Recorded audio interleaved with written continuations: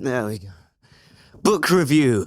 It's me, I'm slightly ill, which is why I'm in my pajamas, and we're doing a 2-for-1 book review on some knitting books. The first is this one, it's Vogue Knitting, and the second is The Knitter's Knowledge. So I'm going to give you a bit of a backstory on each book, and then a mini review, and then we'll compare them at the end, and we'll see which one might be right for you. Let's get into it.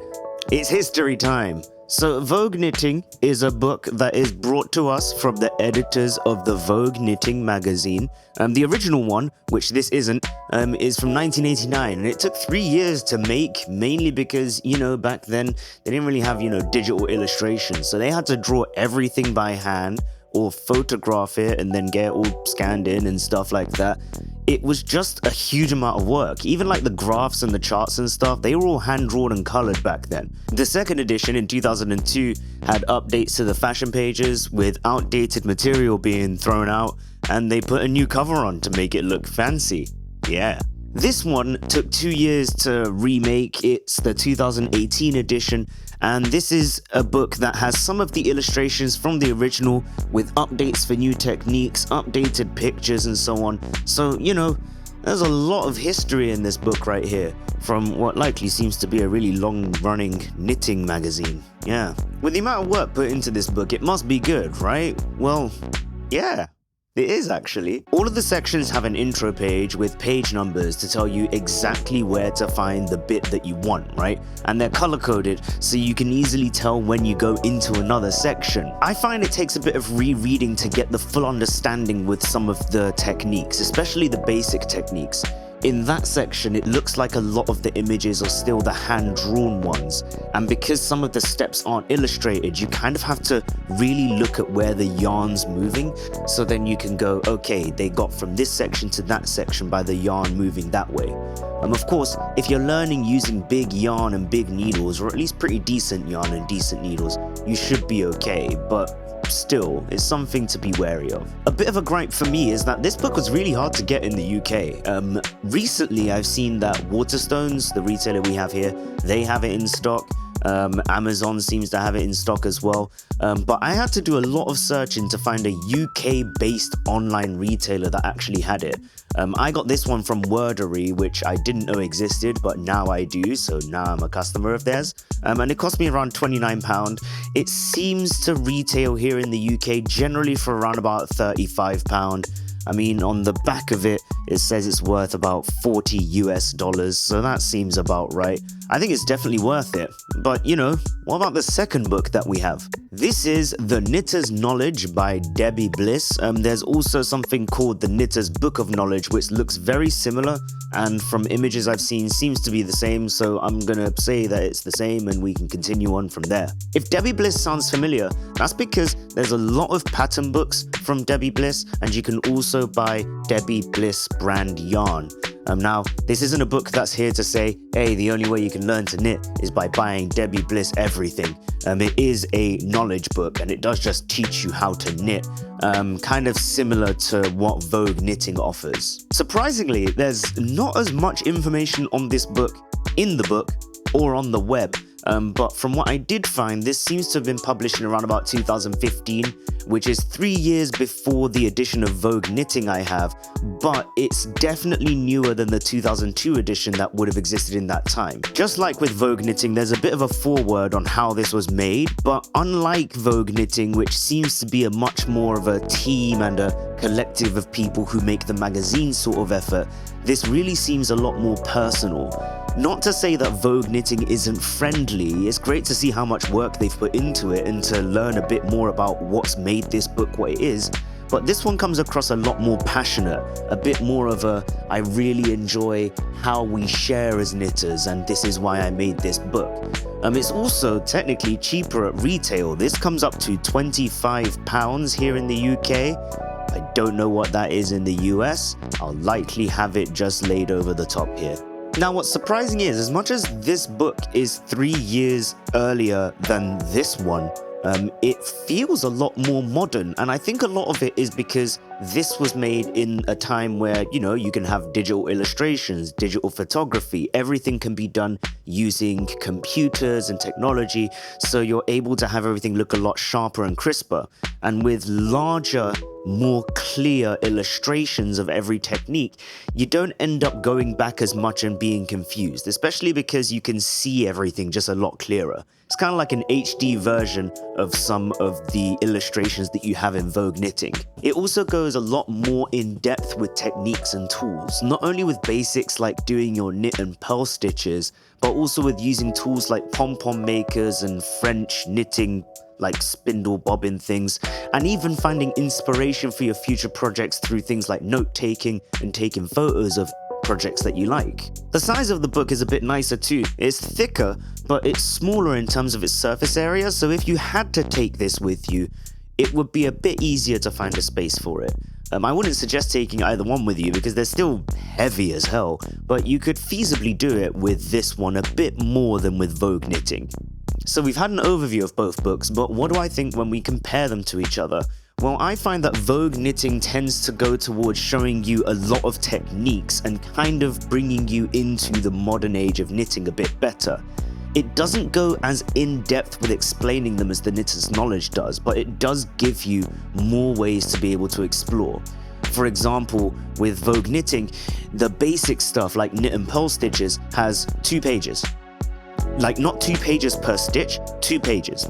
Whereas with the Knitter's Knowledge, you have 2 pages on the knit and purl in the English style, in the continental style, and also if you're left-handed, with those big illustrations to show you everything that you'd need to do. I find if you're maybe getting started out, the Knitter's Knowledge might be a better option. Speaking about techniques, however, Vogue Knitting talks about a lot more techniques than you'll find in the Knitter's Knowledge, where this tends to talk more about making sweaters and so on with a bit more detail. Vogue Knitting talks to you about things like lace knitting, it shows you lots of different ways to cast on, it talks to you about brioche knitting, although it's slightly brief, and it's just really good at giving you a way to explore and understand exactly what exists in the world of knitting, at least in my opinion. As much as Vogue Knitting gives you a much wider idea as to what techniques exist within knitting, I find that with some of them, especially brioche knitting like I just mentioned, it doesn't go in detail enough that you can just use this unless you're relatively confident with knitting and trying new stuff.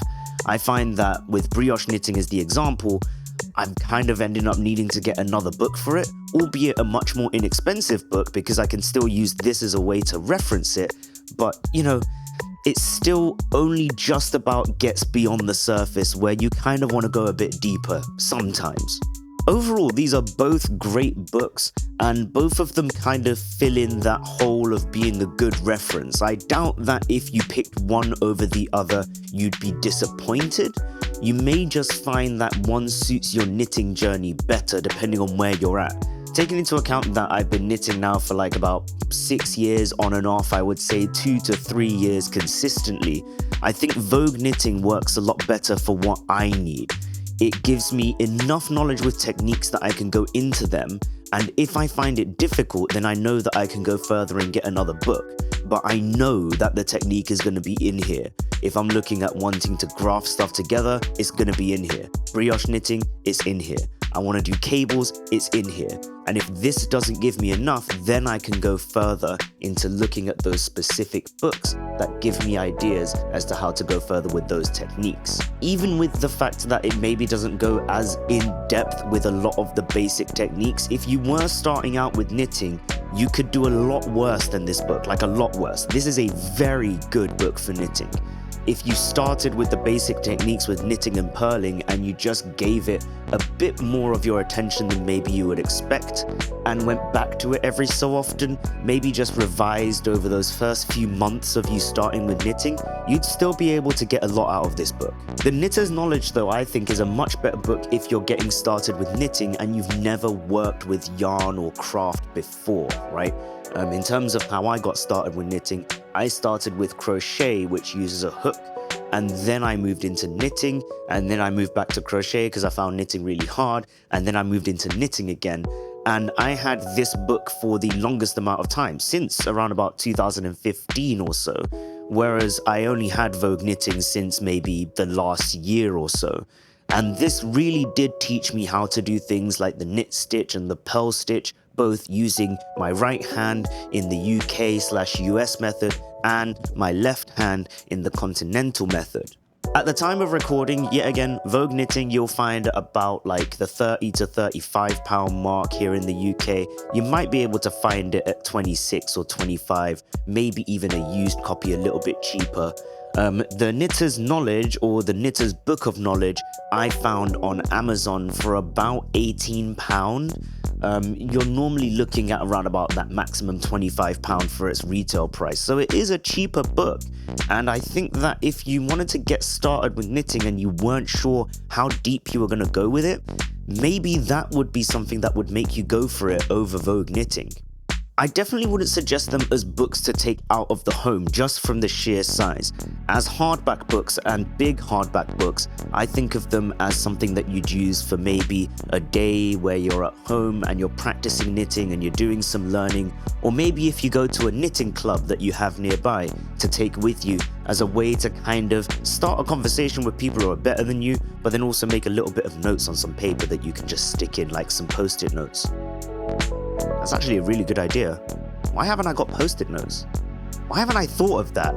Why do I come up with the best ideas while I'm recording videos? But with that being said, that's my review of these two books. As a quick summary again, if you've skipped to this part of the video, Knitter's Knowledge I think works better if you're nearer the start of your knitting journey and you're not really as confident. Maybe you want something that will make sure that you're absolutely able to go back and look at much bigger illustrations for everything that you're doing. Vogue Knitting I say works if you're starting out, but if you maybe have experience with yarn craft before, maybe if you've done some crochet, maybe some macrame, and you kind of know what things should look like while you're working with them in your hand, because the smaller illustrations won't really worry you too much, and you have the benefit of having more advanced techniques available to you to get started with and then to do a bit more exploration with as well. But either one you would be happy with if you're getting started. It may just mean a little bit more effort with this one and a little bit less width when it comes to techniques with this one.